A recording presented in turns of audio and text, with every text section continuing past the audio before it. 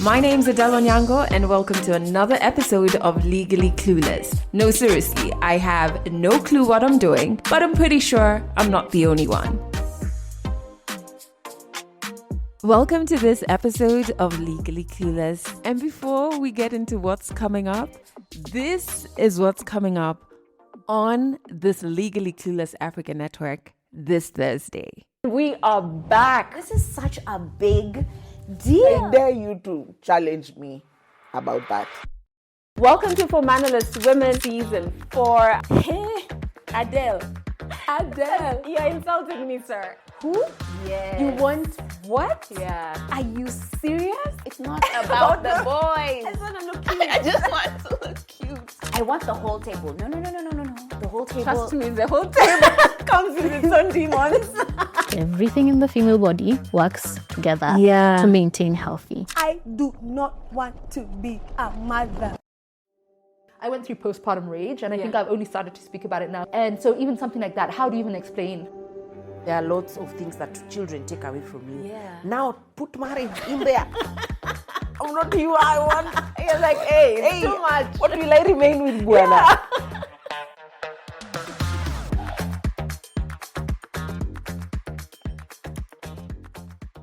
That's right. Season 4 of For Mannerless Women is on the way, and we cannot keep calm. In case you're new here, first and foremost, welcome. We are a new media network that is committed to amplifying stories primarily by African women. And we do this across many of our shows. So we have this one that goes out every single Monday. And then we have the Midweek Teas on Wednesdays alongside our newsletter. And on Thursdays, we have For Mannerless Women. It's a seasonal show where you get a healthy dose of inspiration, expertise, and just like raw womanhood from other African women. So season 4 starts this Thursday. Make sure you subscribe to our YouTube channel so that you do not miss out on it. From the trailer, you can already hear it's hot. You know, the funny thing is, with every season we record of For Mannerless Women, I get more mannerless. My mannerlessness just keeps expanding. But anyway, I just had to start off this episode with sharing that good news with you. Now, let's jump right back into this episode, right? Today, we're sharing part 1 of Blessing's story. And her journey begins with like constant movement. If you, when you were a kid, moved from town to town or from home to home or from relative to another relative, which I have very strong thoughts on that, by the way, but we'll get into that later. You're going to identify with the beginning of Blessing's stories, right? And she really poses a great, I wouldn't say question, but something for us to think about, right? About what it means to grow up without a stable place to call home. What does that do to you? You know, what does it do to you emotionally? How does it limit you? And later in her story, she talks about leaving Kenya to work in the Gulf as a domestic worker, which are also stories that are normally suppressed. And we really need to talk about the reality of what I call modern day slavery, to be very honest. So it's a story about searching for identity, searching for stability, and for somewhere that finally feels like home. 100 African stories on Legally Clueless. Stories from Africa. My name is Blessing Jokimbogwa. I was born in Nairobi. I was born in Pumwani Hospital in Nairobi here, at a time where Pumwani was very notorious for stealing kids. I don't know whether you remember that time, 2000s, around that time. So I was born here in Nairobi, but then we ended up moving a lot. I was taken, the first stop after being born, we went to Kayole, because that is where we used to live. And then from there, we immediately moved to Nakuru. We moved to Nakuru to my paternal side, grandmother's place. So the first thing that I remember, or like my first memories, or what I'm told when I was young, when I was born, my dad took me to my grandmother for introductions and everything. This is your granddaughter, and I wanted to meet her. But my dad, I don't know whether he was serious about it, because I don't know whether they wanted me. They were very young. I was born of a young couple. They were 16 around that time, 16, 17. So my dad took me to my grandma and asked her, tule ama tutupe? That was the first question. And my grandma chose me. That was the first interaction that I had with my grandmother. She chose me. She said, tule. And that is how I was leeward, like I grew up now from. I think they just wanted a go ahead, whether we should take this kid or just give her up for adoption. So from there, I moved around between my home place, because my mom and dad, because they were young, they fought a lot. They had a lot of conflict. So they used to separate, and when they're separated, I was taken to my grandma. So we really stayed with my grandma. She also came to Nairobi when we moved back.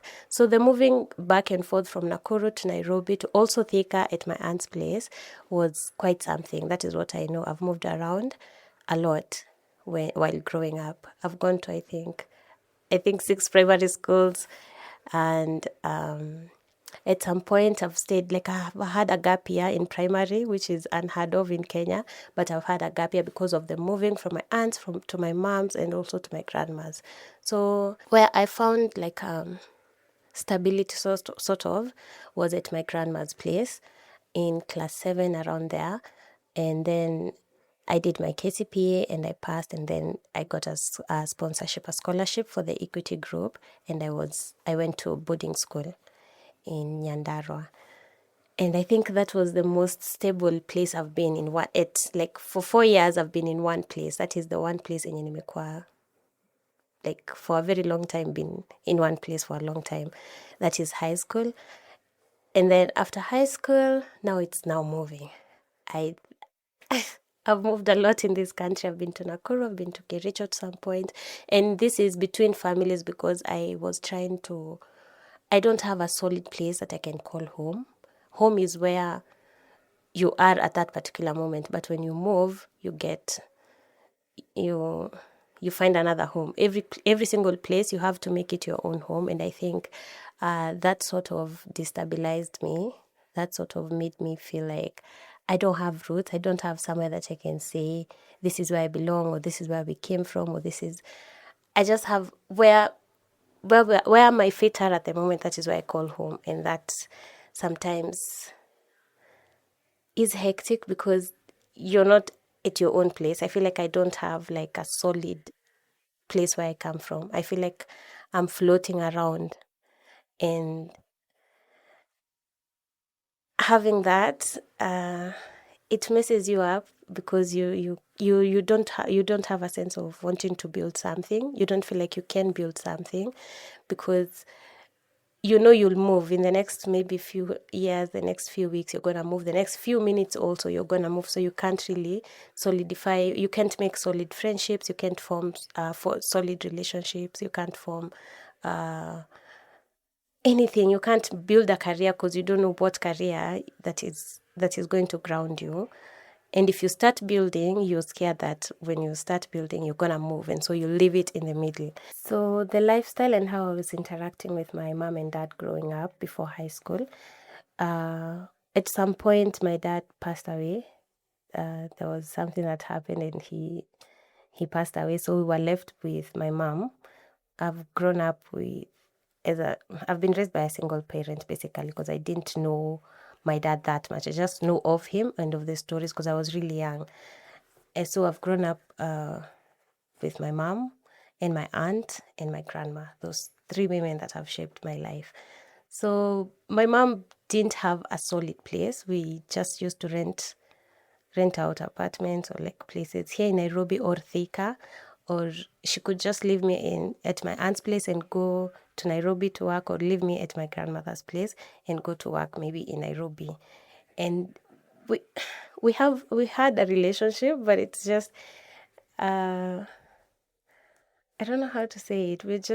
I just know of her as a parent, as a mother, but she doesn't have authority over me, because not like authority. She doesn't dictate how I live. She just finds me doing something and she's like, oh, she's doing this. And then she has no authority over what I'm doing. So our relationship is very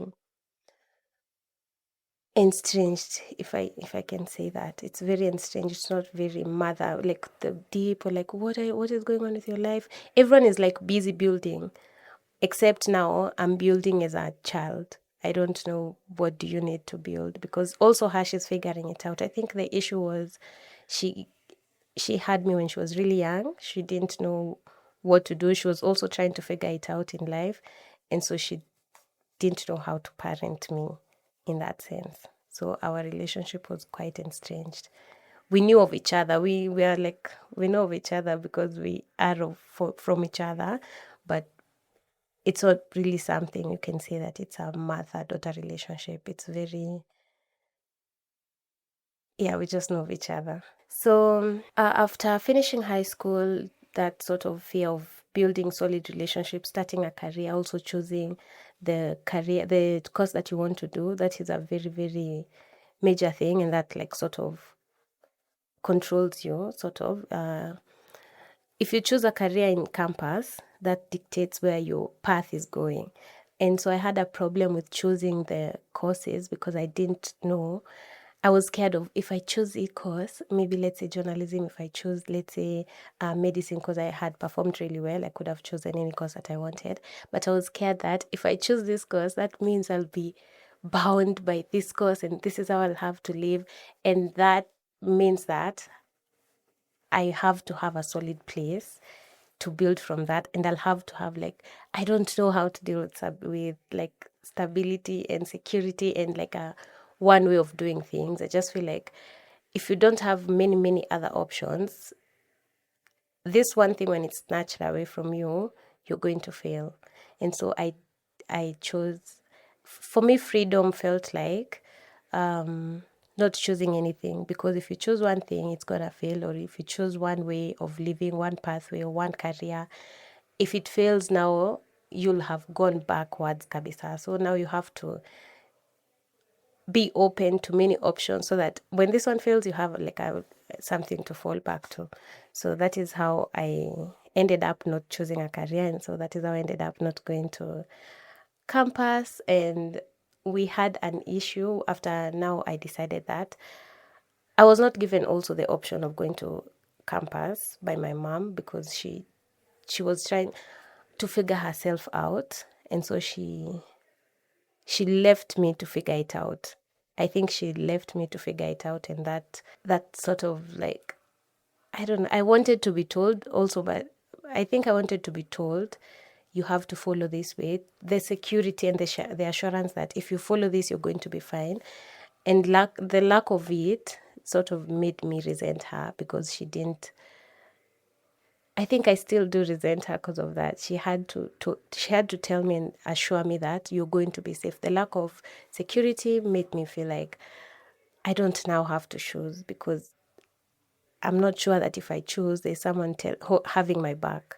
So I didn't choose, and I didn't end up going to campus, and that is how I applied. I was trying to run away also, because I just wanted a lot of options. So I decided to go to Gulf countries and to work as a house help, because that was the first way I could have run away. Okay, so for Equity, they usually have a program that supports you after they have sponsored you through high school. They have a program that supports you after campus. But the lack of, let's say, a base for me, they didn't know to whom they can reach out. They reached out to my grandma, because we had started with her the scholarship, but I was not at my grandmother's place. I had moved somewhere. I had moved now back to my mom's. My mom had called me to move back with her here in Thika. And moving back, so that sort of confusion, you don't know where you're at, sort of took away that opportunity for me.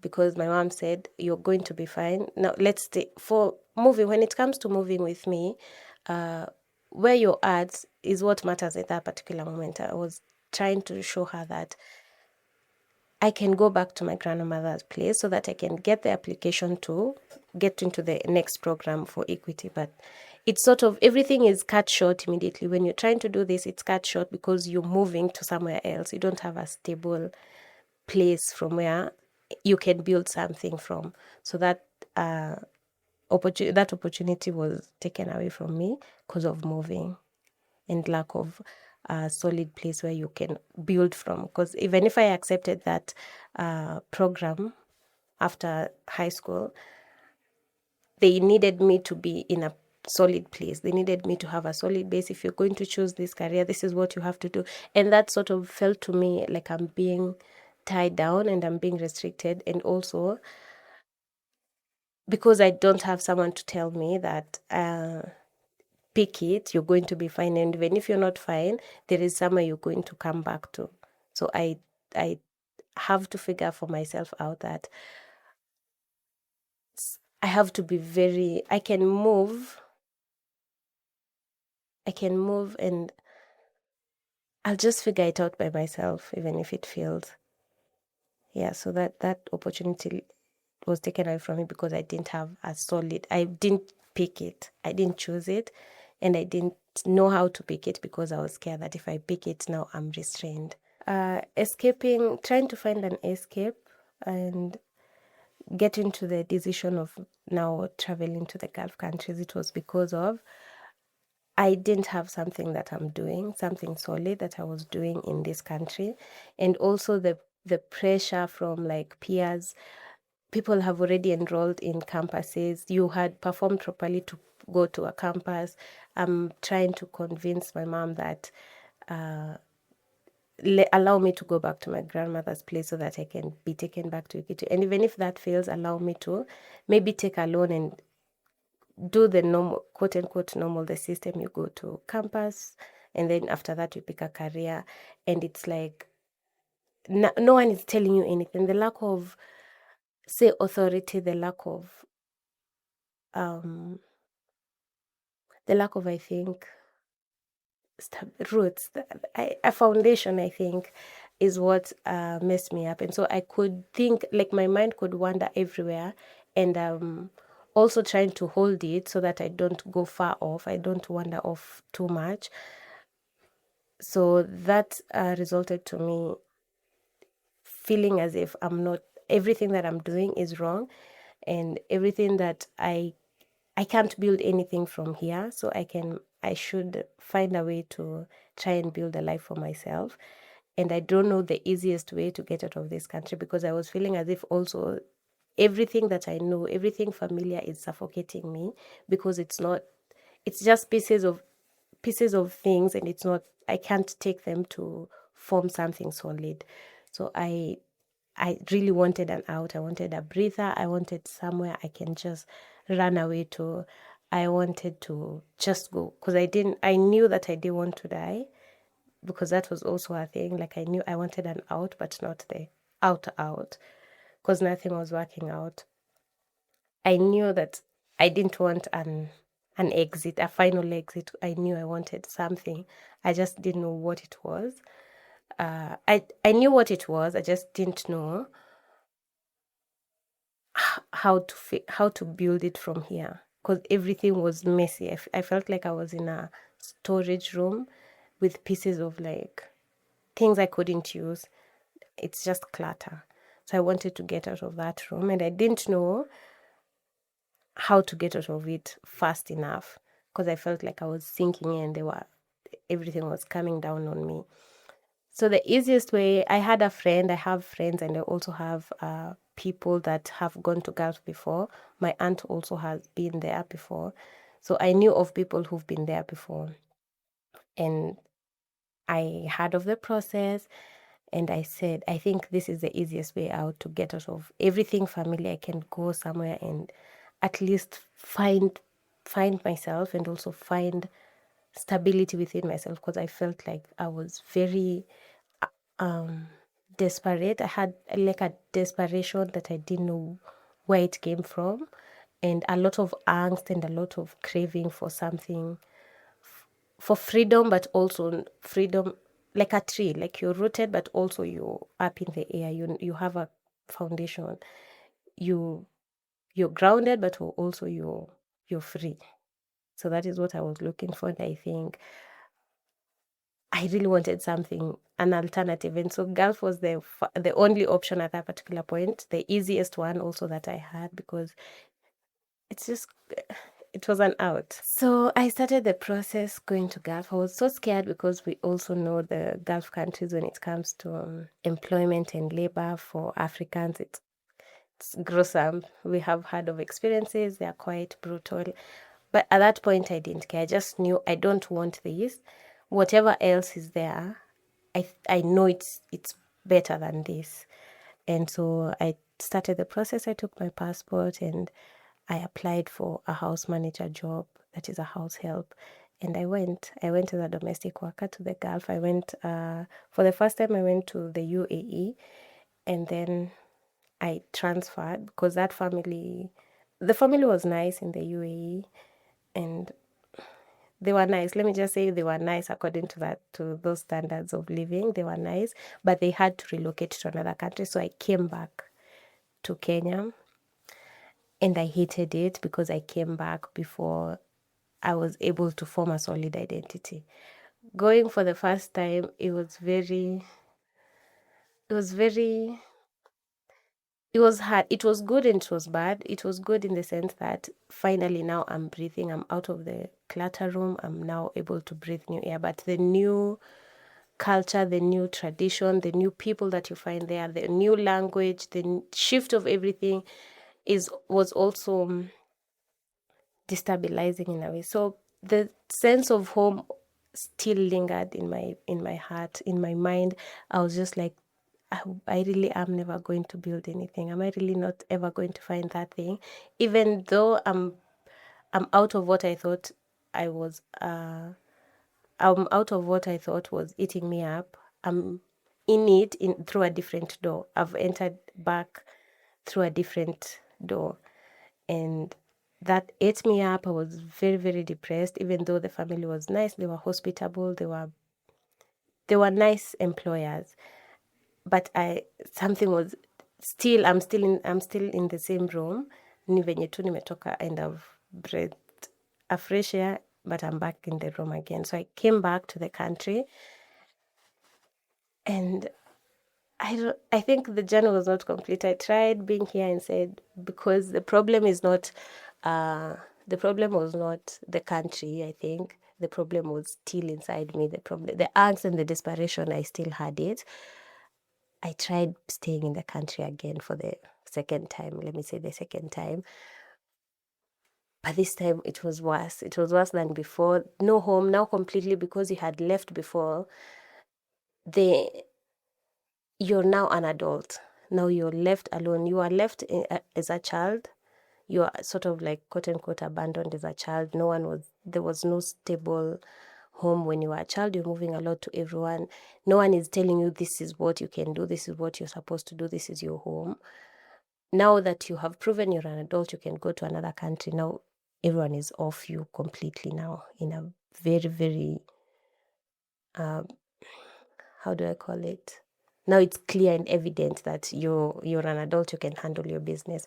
And I really couldn't handle my business. So I went back. But this time round, I went to a different country. I went to Saudi Arabia. And I think that was,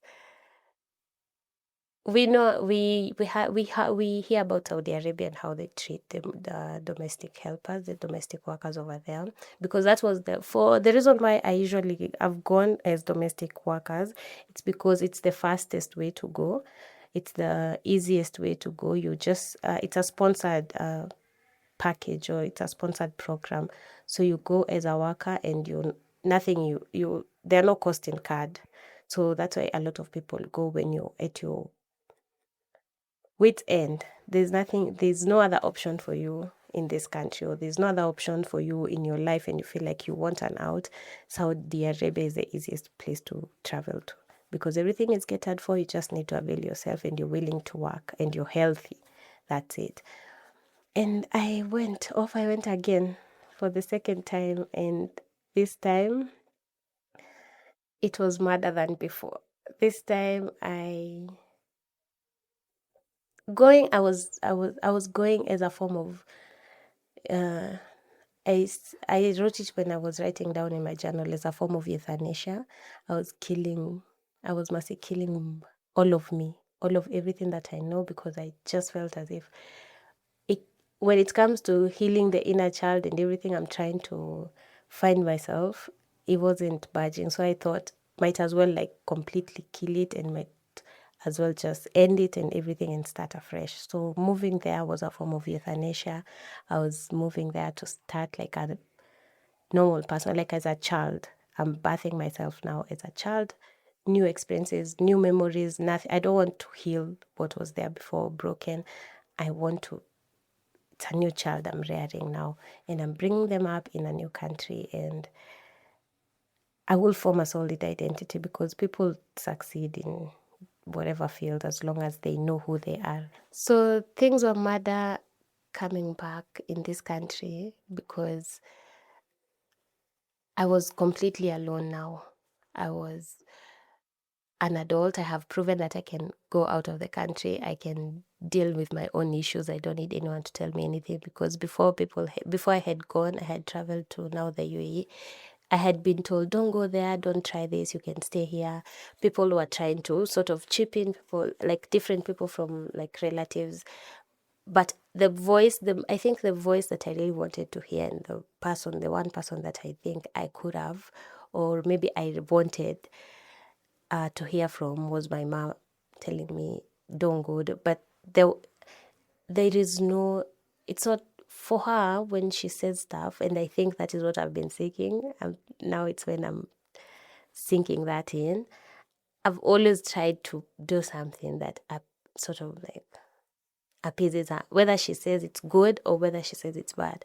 So if she says it's good, and she never gives opinions of like polarizing opinion, like she's never, this is bad, this is good. She's just there, and being on the flaky side just messes me up. I end up not knowing, so what do I pick, and the reason why this time it's murder, it's because now more than ever, her opinions, she never voiced them at all, because now you have proven that you can do by yourself. Sort of like now you have authority over yourself, and I think that is what makes it murder.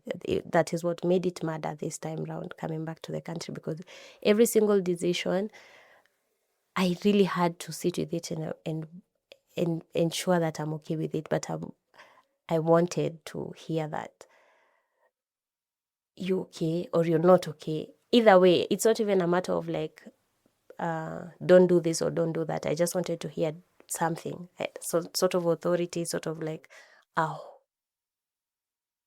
authority. I think that's it.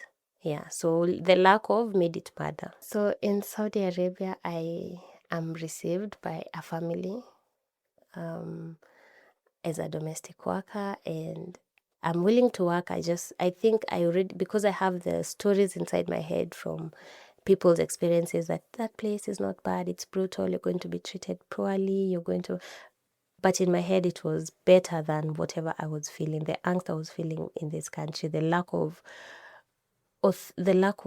stability, the lack of security, the lack of something that is mine, or something that is,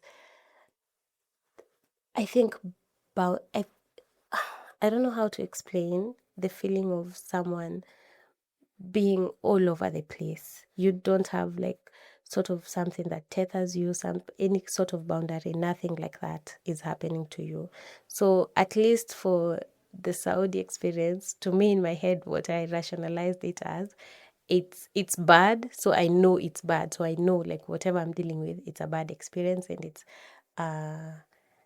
there's authority over, there's the do's and don'ts, there's the how you can do, and there are consequences, like there's the result. When you do 1 + 1, you get a 2, instead of being 1 × 1 - 0. I am not sure whether it is gonna bring this result. So that is what I was getting myself away from, and Saudi gave me that it's not going to be good, it's going to be hard, it's going to be pathetic, and it actually was bad and pathetic.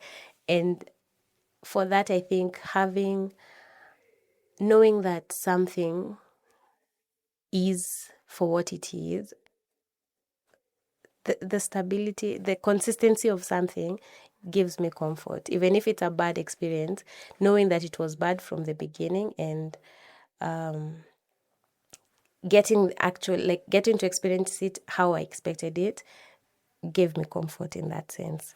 Because it was a bad experience, I was having such a hard time there. Those people, they treat you how they want. And according to the contract, it's not even according to the contract. Everything they're doing, it's according to the contract. Nothing solid. There's nothing you can report on, and I think that's why these cases go dismissed, because they do everything by the contract. It's the interaction, the emotional interaction that happens, the emotional abuse, that is what really takes a toll on people. And it took a toll on me, because the verbal abuse, the also just how they treat you, you get a weird experience from people. Because when you're in, let's say in this country, in Africa, everywhere, I've never been in a place where I'm treated as if the color of my skin is different. I didn't even know that the color of my skin is weird.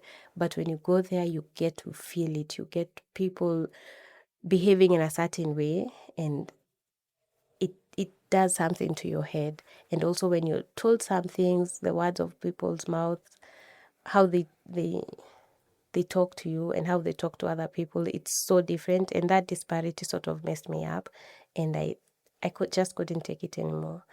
And also I developed a condition called keratoconus.